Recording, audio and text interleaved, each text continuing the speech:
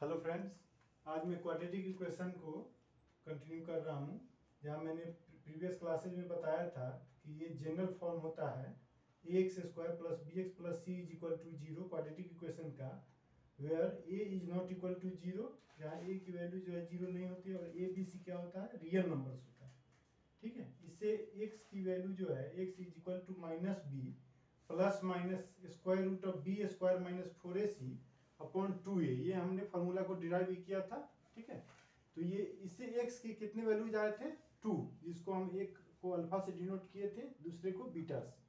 ठीक है, अब देखिए होता क्या है, यहाँ जो (b² - 4ac है, ये इसको हम डिनोट करते हैं d से। किससे डिनोट करते हैं, d से, जिसको बोलते d को बोलते हैं डिस्क्रिमिनेंट। ठीक है, इसको बोलते हैं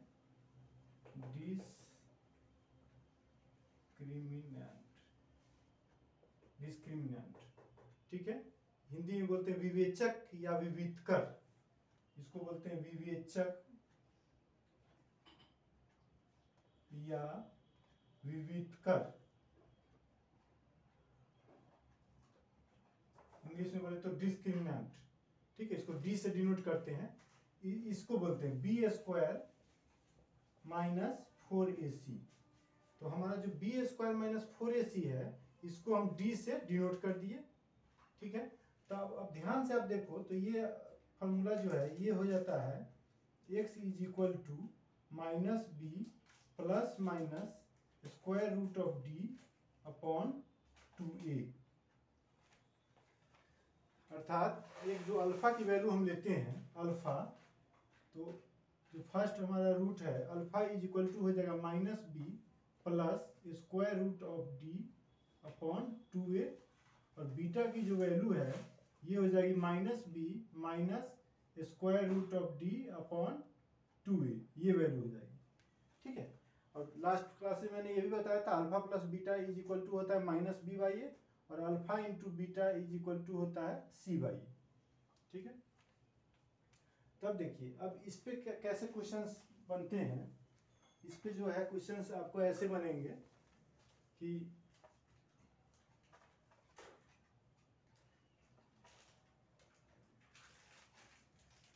ये जो d है, ठीक है, तो नेचर ऑफ रूट्स जो होता है, मूलों की प्रकृति, जिसको बोलते हैं nature of roots, nature of roots, मूलों की प्रकृति। अब देखिए मूलों की जो प्रकृति है वो टोटली डिपेंड करेगा डी पे। ठीक है, मूलों की प्रकृति टोटली डिपेंड करेगा आपको डी पे। या डी इज इक्वल टू है (b² - 4ac।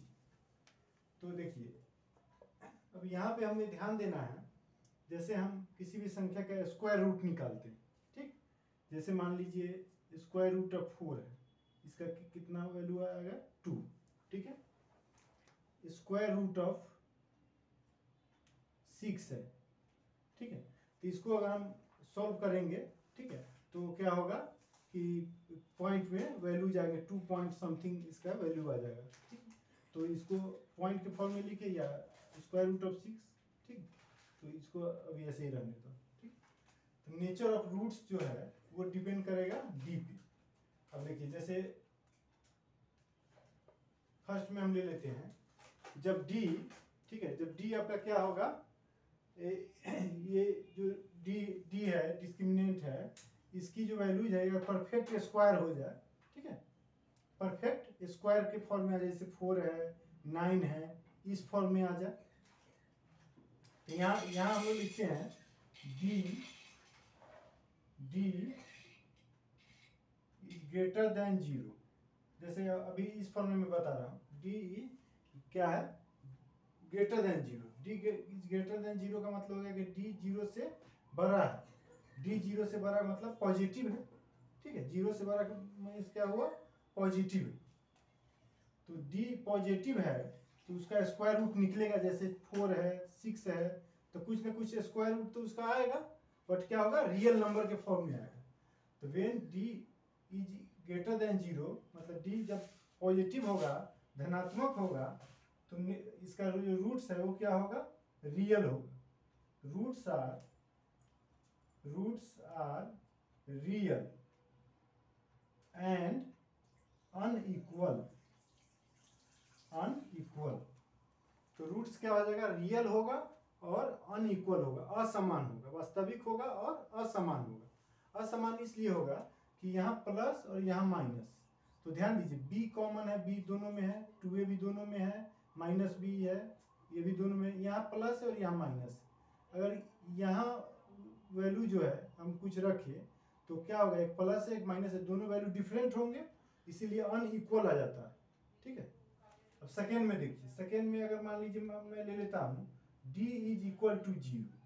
ठीक है, d जब 0 होगा, मतलब d की वैल्यू, डिस्क्रिमिनेंट की वैल्यू क्या होगी, 0 होगी, तब आपको क्या ध्यान देना है कि जब d 0 होगा तो यहाँ पे देखिए ये 0 ये 0, तो इस केस में अल्फा की वैल्यू हो जाएगी -b/2a और बीटा की वैल्यू वो भी हो जाएगी -b/2a। इसका मतलब है कि दोनों मूल क्या हो जाएंगे, इक्वल हो जाएंगे। तब आप क्या लिखेंगे यहाँ, roots are real and equal. ठीक है, तो रूट्स क्या हो जाएगा, रियल और इक्वल, मूल वास्तविक भी होगा और समान होगा, मतलब इक्वल आ जाएगा वैल्यू। ठीक है, अभी ये जो दिखाने का मेरा ये था, जो मेन पर्पस था कि जैसे स्क्वायर रूट ऑफ 2, इसमें क्या हुआ कि इसका वैल्यू जो है 2 आ गया, तो उस केस में क्या होगा कि देखिए रियल तो है, इक्वल भी है। ठीक है, रियल इक्वल, सॉरी रियल है और अनइक्वल है, एक प्लस माइनस के फॉर्म में आ गया। ठीक है, बट क्या है कि आपका मतलब स्क्वायर रूट उसका कंप्लीट वैल्यू आ जाएगा, स्क्वायर रूट उसका कंप्लीट वैल्यू आपको मिल जाएगा इसमें। ठीक है, परफेक्ट स्क्वायर जब भी होगा ये रूट ब्रेक हो जाएगा। ठीक है, तो वो मिल गया। अब थर्ड केस में आइए, तो पॉजिटिव तो ये भी हुआ ये भी हुआ, उससे हाँ कोई फर्क नहीं पड़ता है कि मतलब स्क्वायर रूट है या नहीं है। अगर स्क्वायर रूट होगा तो इस केस में क्या होगा कि ये जो स्क्वायर होगा तो स्क्वायर रूट हट जाएगा, और स्क्वायर परफेक्ट स्क्वायर अगर नहीं है तो स्क्वायर रूट रहेगा, उसका वैल्यू पॉइंट में आ जाएगा। यही अंतर है दोनों, और कोई खास अंतर नहीं। अब देखिए थर्ड केस क्या होता है कि d लेस देन 0, यहाँ ध्यान देने वाली बात, d लेस देन 0 इसका मतलब होता है कि d निगेटिव हो गया, ऋणात्मक हो गया, ऋण हो गया। जैसे संख्या रेखा पे आप देखते हैं 0 है, 1 है, 2 है, 3 है, ऐसे करके जाए, पॉइंट वाले भी इसी बीच में आते जाते हैं, बट उसको नहीं लिख रहे हैं ऐसे, -2 -3 ऐसे करके। d लेस देन 0, 0 से छोटा है, मतलब इधर आ गया, ऋणात्मक हो गया, ऋण हो गया। तो देखिए कभी भी स्क्वायर रूट जो है माइनस में अगर आ रहा है कुछ भी, माइनस मान लीजिए 4 हो गया, या स्क्वायर रूट ऑफ -6 है, तो इसका वैल्यू रियल नहीं होता है, इसका वैल्यू क्या हो जाता है, रियल नहीं होता है। ठीक है, कभी भी आप देखिएगा कि स्क्वायर के अंदर में, स्क्वायर रूट के अंदर में अगर निगेटिव आ गया कोई भी नंबर है तो उसका वैल्यू रियल नहीं होता, वो इमेजिनरी के फॉर्म में आ जाता है। ठीक है, आयोटा के फॉर्म में, इसको आई से डिनोट करते हैं, ये इंटरमीडिएट क्लासेज में पढ़ाया जाता है। ठीक है, 11th से ये पढ़ाया जाता है आपको कि स्क्वायर रूट ऑफ माइनस का हम कैसे निकालते हैं। तो उस केस में क्या होता है कि ये जानना है यहाँ कि ये रियल नहीं होगा। तो जब रियल नहीं होगा तो हम सीधा लिख देंगे रूट्स आर, ठीक है, नॉट रियल, या इमेजिनरी भी उसको बोलते हैं। तो रूट्स आर नॉट रियल। ठीक है, और इसमें इक्वल होने का तो सवाल ही नहीं, क्योंकि इक्वल तभी होगा जब इज इक्वल टू 0 होगा। ठीक है, तो इसमें क्या होगा कि आपको रूट्स जो है रियल नहीं होगा, नॉट रियल। ठीक है, ये ध्यान देना है। तो 3 केसेस हैं, d का जो वैल्यू आपको आएगा इसी तीनों में से कोई फॉर्म हो सकता है, या तो पॉजिटिव होगा तो क्या होगा, रूट्स रियल होगा, अनइक्वल होगा, असमान होगा। d is equal to 0 means roots real होगा एंड इक्वल होगा। d less than 0, less than 0 जब भी आया तो रूट्स क्या हो गया, रियल नहीं होगा, रूट्स क्या होगा, इमेजिनरी हो जाएगा। इसमें क्या बोलेंगे, रूट्स आर इमेजिनरी, मतलब काल्पनिक जिसको बोलते हैं। ठीक है, तो ये ध्यान देना है।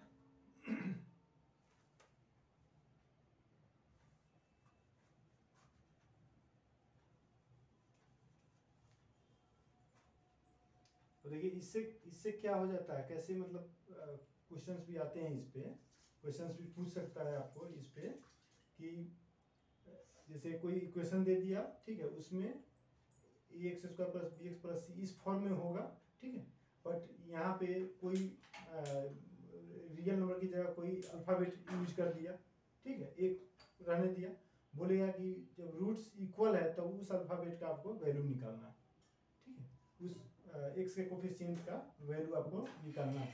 तो ऐसे क्वेश्चंस मतलब बनाए जाते हैं इस पे, तो ये आपको ध्यान रखना है, ठीक है। जैसे एक दो एग्जांपल देके बताता हूँ।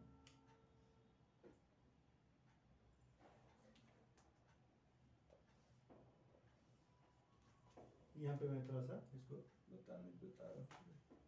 जैसे इस पे देखिए, जैसे बोलेगा कि find the value of, suppose करिए p when the roots of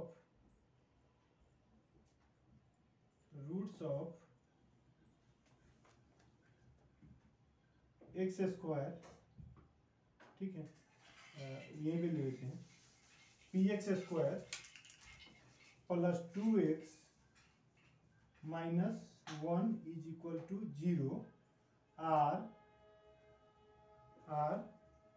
real and equal, ठीक है। Find the value of p where when the roots of px square plus 2x minus 1 is equal to 0 are real and equal। तब देखिए, अब ये आपको बता दिया कि इसका जो रूट्स है वो रियल होगा, इक्वल होगा। तो आपको ध्यान देना कि रियल और इक्वल कब होगा, जब d इज इक्वल टू 0 होगा। तो यहाँ से हम क्या करेंगे, d की वैल्यू निकाल लेंगे। तो d की वैल्यू अगर देखें यहाँ तो क्या हो जाएगा, b square minus 4ac। b means coefficient of x, तो 2 का स्क्वायर माइनस 4a, a क्या होता है, एक्स स्क्वायर का कोफिशिएंट इंटू, और c क्या होता है, कांस्टेंट, ठीक है। इसको सॉल्व करेंगे तो आपको आ जाएगा 4 माइनस माइनस प्लस हो जाएगा 4p। अब ये क्या हो जाएगा, इज इक्वल टू 0। इसको क्या करना है, 0 की इक्वल कर देना है, उससे p की वैल्यू निकाल लेंगे।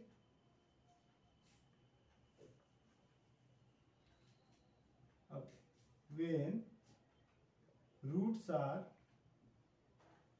real and equal, तो क्या हो जाएगा, d की वैल्यू क्या हो जाएगी, 0। अब d की वैल्यू क्या है आपको, 4 plus 4p is equal to 0। इसको सोल्व करेंगे, 4p is equal to minus 4, therefore p is equal to minus 4/4 that is equal to -1। ये आपका आंसर हो गया। इसका मतलब है p की वैल्यू जब -1 होगी तो इसके जो रूट्स होंगे क्या हो जाएंगे, रियल और इक्वल हो जाएंगे, ठीक है। इस केस में क्या होता है कि ये जो क्वाड्रेटिक इक्वेशन वाला जो लेफ्ट साइड वाला जो पोर्शन होता है, ठीक है, LHS वाला, वो होल स्क्वायर के फॉर्म में आ जाता है। पूरा का पूरा क्या होता है, होल स्क्वायर के फॉर्म में आ जाता है, इसलिए उसका रूट्स क्या होता है, रियल एंड इक्वल हो जाता है। तो ऐसे ऐसे क्वेश्चंस बनाए जाते हैं। इसमें एक चीज इसमें नोट करने वाली है बात है, एक चीज आपको इसमें नोट करना मस्ट हो जाता है। जैसे आपको ऐसे ही पूछ सकता है कि इसका जो रूट्स है वो किस केस में रियल होगा, ठीक है।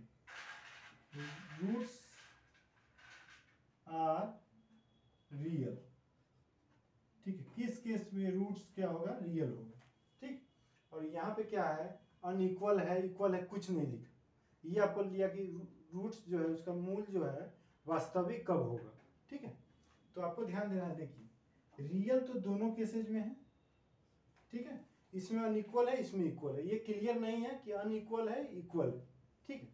तो बट रियल दोनों केसेज में है, तो हम क्या करते हैं, d ग्रेटर देन और इक्वल टू 0, इसको क्या पढ़ते हैं, d इज ग्रेटर देन और इक्वल टू 0, ठीक है। तो इस केस में क्या होता है, हमारा रूट्स इक्वल होता है, सॉरी रूट्स रियल होता है, और उसमें पॉसिबिलिटीज है कि अनइक्वल भी हो सकता है या इक्वल भी हो सकता है। तो इसीलिए इसमें दोनों केसेज में दोनों को ले लिया था। इसको क्या पढ़ेंगे, d इज ग्रेटर देन और इक्वल टू 0। कभी भी ऐसा लिखा हो तो आपको ऐसे पढ़ा जा सकता है कि रूट्स